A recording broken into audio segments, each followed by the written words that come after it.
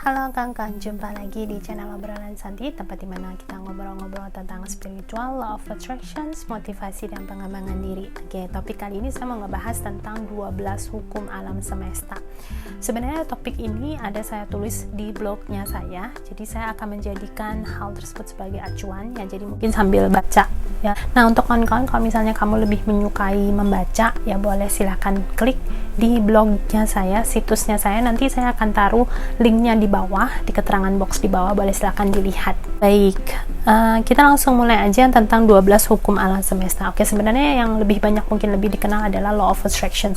Nah, law of attraction ini sebenarnya dari dulu udah ada ya. Metode atau teori ini lebih dipopulerkan pada saat salah satu penulis buku The Secret ya, mungkin ada beberapa dari kawan-kawan yang ada menonton filmnya juga ya. Di sana ada diajarkan yang namanya hukum tarik menarik atau law of attraction. Tapi sebenarnya dalam semesta kita ini sebenarnya ada 12 hukum yang ada dan mengatur atau membantu mungkin galaksi atau mungkin perputaran keseluruhan planet dan alam semesta kita ini ya, galaksi kita ini. 12 hukum alam semesta yang berlaku di dunia ini. Yang pertama adalah hukum keesaan ilahi atau the law of divine oneness ya. Maksudnya gimana?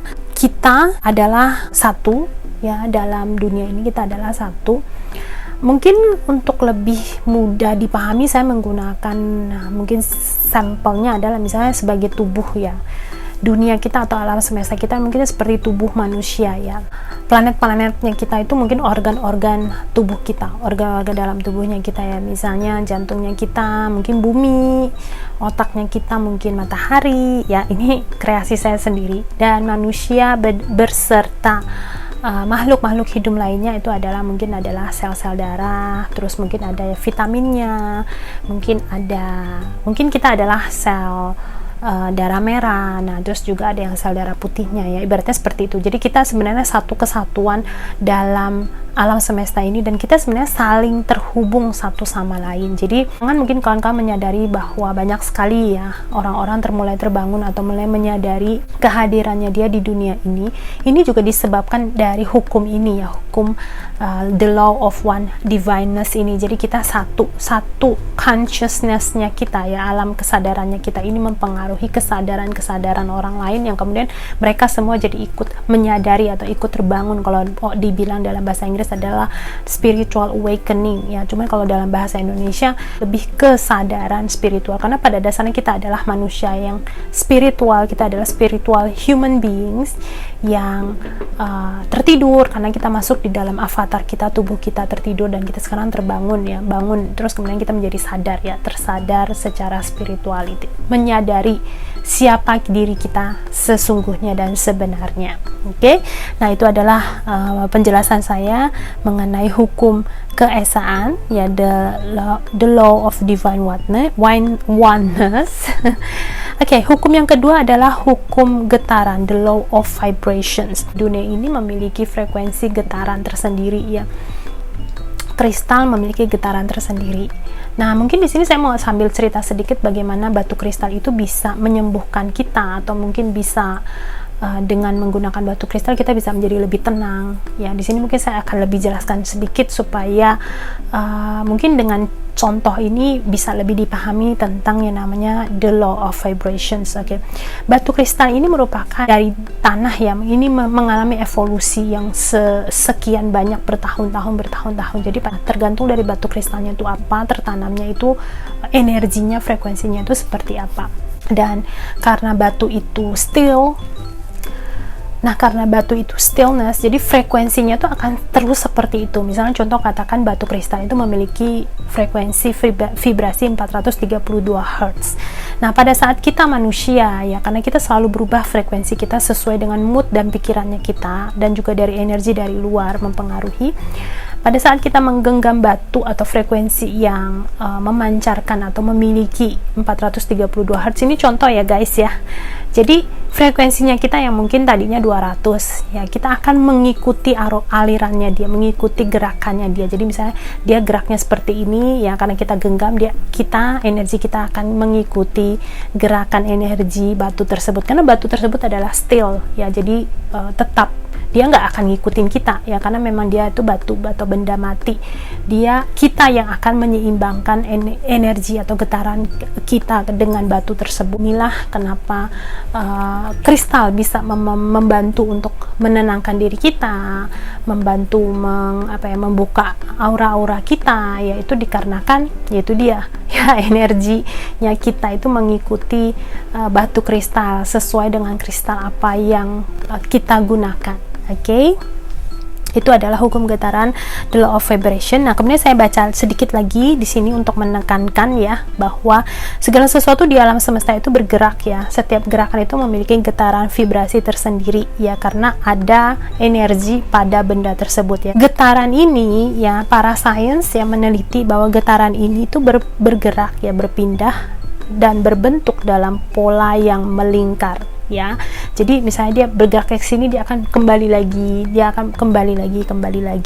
Prinsip getaran yang sama di dalam dunia fisika yang kita pelajarin pada saat masa sekolah ya, dan ini pun berlaku untuk pikiran, perasaan, keinginan dan kehendak kita di dunia ini. Jadi kembali lagi ya, apa yang kita keluarkan kepada orang lain itu akan kembali lagi sama kita. Hukum yang ketiga yang berlaku juga di dalam alam semesta adalah hukum tindakan ya, the law of actions. Oke. Hukum aksi atau tindakan merupakan sebuah hukum yang menyatakan sebuah hal yang diterapkan dalam aksi akan dapat mewujudkan hal-hal nyata di bumi kita ini. Karena itu kita harus melakukan tindakan nyata untuk mendukung pikiran, impian, emosi, perasaan dan kata-katanya kita ya.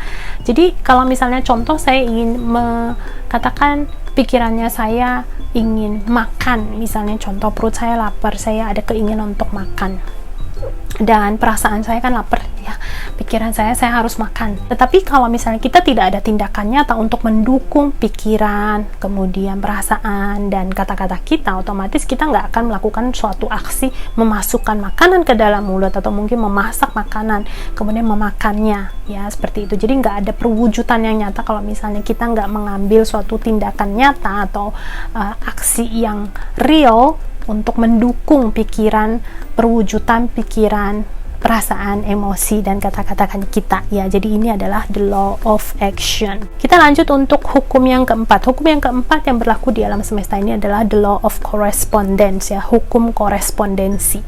Oke, hukum ini menyatakan bahwa prinsip-prinsip hukum fisika yang menjelaskan energi, cahaya, getaran, dan gerak itu memiliki prinsip-prinsip yang sesuai di alam elektrik atau alam semesta. Jadi as above, so below. Jadi balik lagi sama seperti hukum di mana getaran itu berputar melingkar ya. Jadi sebenarnya inti poinnya itu sebenarnya sama, cuman cara penjelasannya berdasarkan para ilmu sains itu dibagi atau lebih didetilkan untuk lebih memudahkan kita mencerna tentang hukum alam semesta ini. Oke.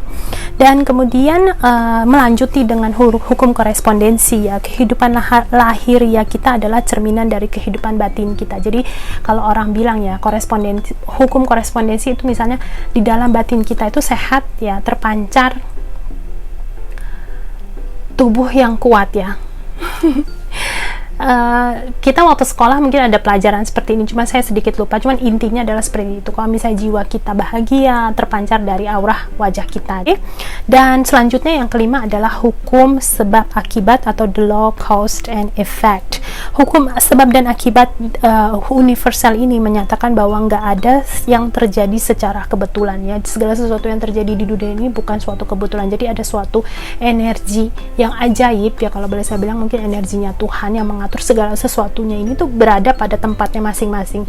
Kita pikirkan aja planet ya, planet di galaksi di semesta di langit sana ya, mereka tuh nggak jatuh dikarenakan karena mungkin kita merasa bahwa ada energi yang mempengaruhi atau segala macam, tapi sebenarnya ini adalah hukum sebab akibat. Jadi karena bumi mempunyai energi ini mempengaruhi planet ini, dan planet ini mempengaruhi ini dan mempengaruhi ini, kemudian zodiak segala macam, astrologi bla bla bla and etc ya. Jadi hukum the law cause and effect ini lebih menyatakan bahwa tidak ada yang terjadi secara kebetulan baik di dalam maupun di luar alam semesta ini ya. Setiap tindakan kita memiliki reaksi atau konsekuensi. Jadi ibaratnya kita menuai apa yang kita tabur Ya, mungkin baik lagi ya, mungkin ini lebih kita kenal sebagai karma ya, sama seperti tadi gerakan law of vibrations ya, dimana segala sesuatu bervibrasi, geraknya muter balik lagi ke kita.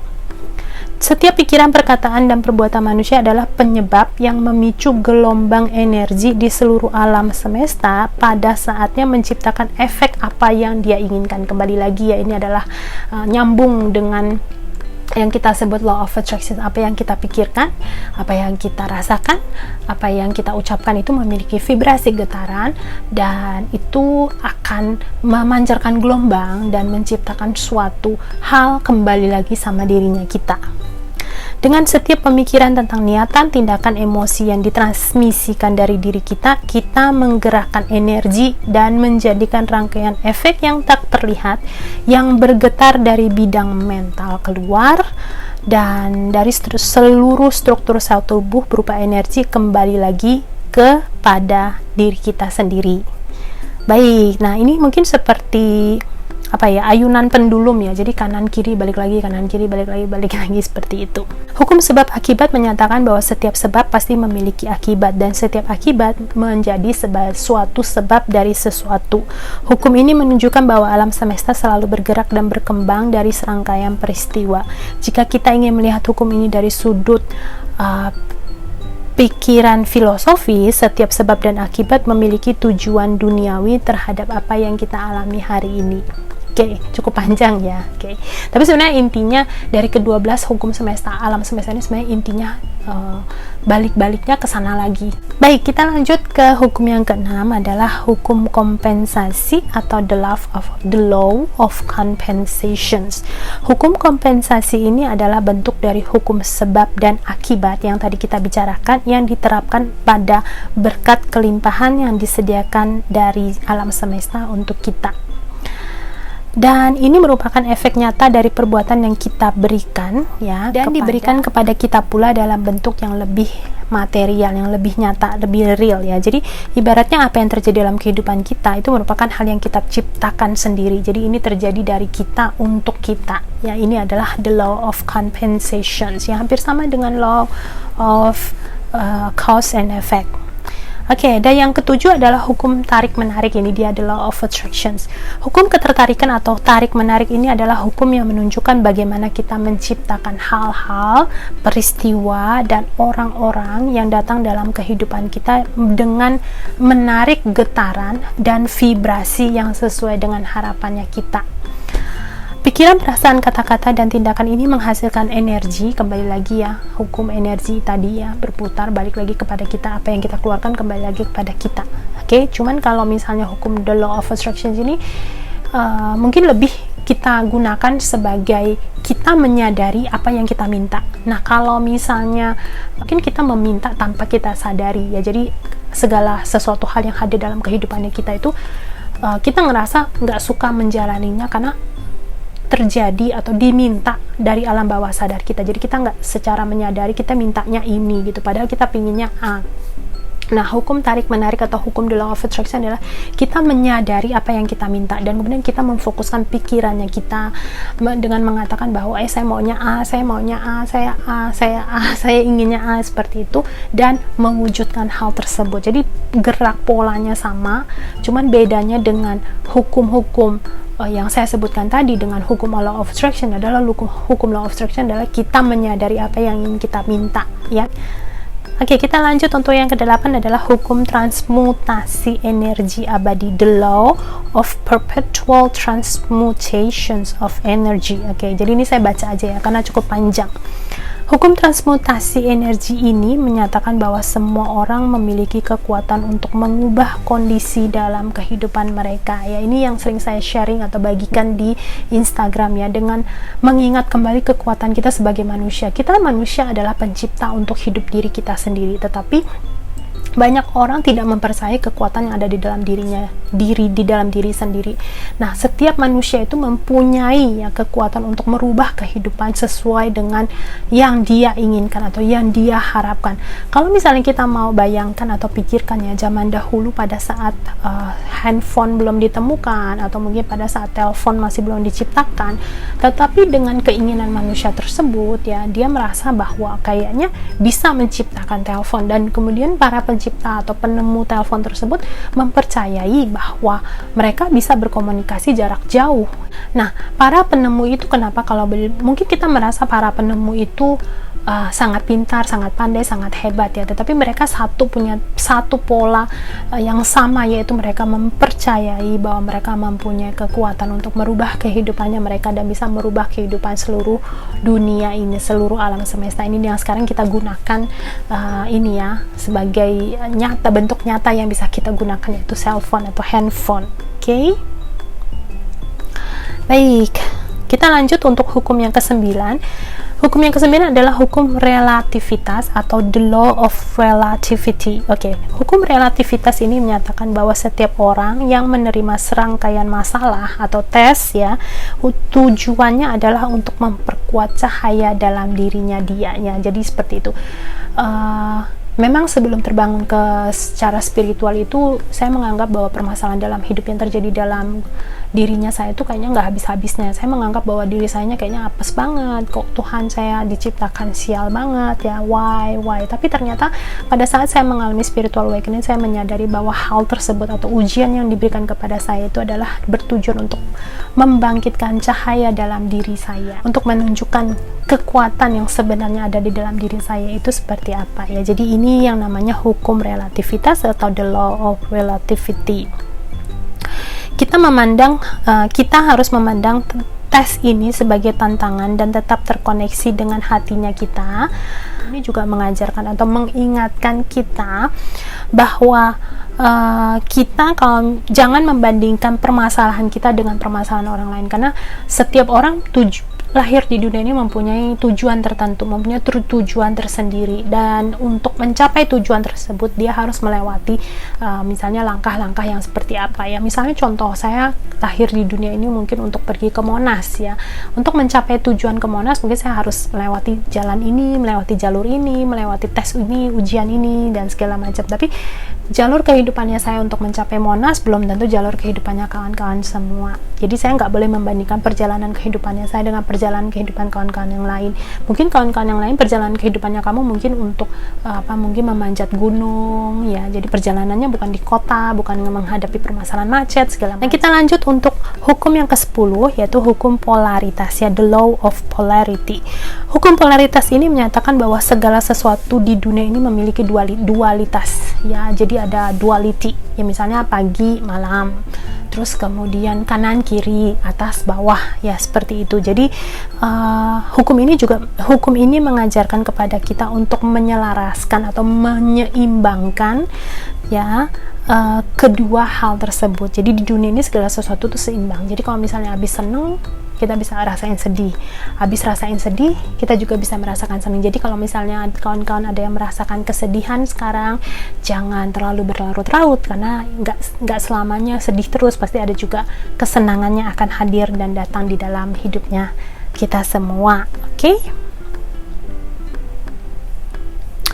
Baik, dan ke-11 kita lanjut ya, adalah hukum irama, the law of rhythm. Hukum ini menyatakan bahwa segala sesuatu yang bergetar dan bergerak memiliki irama ritme tertentu. Kawan-kawan tahu nggak sih es itu berbentuknya, jadi ada yang mikroskopkan. Jadi bentuk es itu bentuknya seperti apa, itu dia ada jalur dan gerak irama tersendiri ya. Jadi kenapa dia bisa mengarahnya seperti itu, berbentuk seperti bintang? Nanti mungkin saya akan coba taruh gambarnya di sini untuk kawan-kawannya. Kenapa dia bisa berbentuk seperti itu? Dia ada ritme atau iramanya tersendiri ya. Jadi mungkin kita nggak bisa lihat secara dengan kasat mata, kita cuma bisa melihat putih aja turun salju. Tapi kalau kita perbesar ya, kalau kita perbesar dengan mikroskop, kita kan bisa melihat es itu tercipta atau bentuknya itu sangat-sangat indah sekali. Dia ada bentuk seperti bunga ya, atau mungkin heksagram kalau boleh saya bilang. Oke, berbentuk seperti heksagram. Jadi ada ritme tersendiri kenapa dia akan bergerak ke arah itu. Oke. Dan hukum ritme ini menyatakan bahwa energi di alam semesta itu seperti pendulum. Jadi muter balik lagi. Setiap kali sesuatu berayun ke kanan, mereka memiliki ritme irama berayun ke kiri. Segala sesuatu yang ada terlibat dalam ritme ini seperti tarian, mengalir, berayun, bolak-balik. Oke. Hukum ini bisa kita lihat dalam siklus ekonomi atau pergerakan saham ya. Ada periode tinggi, kemudian ada periode rendah. Dalam musim, kita bisa melihat bahwa musim itu terus mengalir dari musim panas ke musim dingin. Semuanya melalui satu buah siklus. Semuanya ini memiliki ritme atau pola tersendiri. Nah, sama seperti gerak sel darah dalam tubuh kita ya. Jadi naik ngalirin darah ke jantung, dipompa, semua ini memiliki ritme-ritme tersendiri, dan ini disebut sebagai hukum irama ya, the law of rhythm. And then the last one ya, hukum yang terakhir ya adalah hukum gen, the law of gender. Hukum gender yang terakhir dari 12 hukum universal ini melengkapi hukum yang ada dalam semesta ini, yaitu memiliki prinsip maskulin yang dan feminim yin ya, yin dan yang. Mungkin ini sebagai duality juga, oke? Dan konsep dalam hukum ini ya juga memberitahu bahwa dalam tubuh kita sendiri kita memiliki energi maskulin dan energi feminim tergabung dalam satu tubuh kita. Oke, kawan-kawan, segitu penjelasan saya tentang 12 hukum alam semesta. Kalau misalnya kamu lebih menyukai dengan membaca, boleh silahkan ke situsnya saya, blognya saya. Di sana ada saya jelaskan ya secara lebih detail tentang 12 hukum alam semesta. Kalau misalnya kamu menyukai topik-topik di obrolan Santi ini, jangan lupa untuk like-nya, share, dan juga subscribe, dan kemudian follow saya di Instagram. Akhir kata, saya ucapkan terima kasih untuk kawan-kawan yang sudah menyimak video ini. Saya doakan kawan-kawan memiliki hari yang indah, hidup yang menyenangkan. Kita jumpa lagi di video selanjutnya. See you. Bye-bye.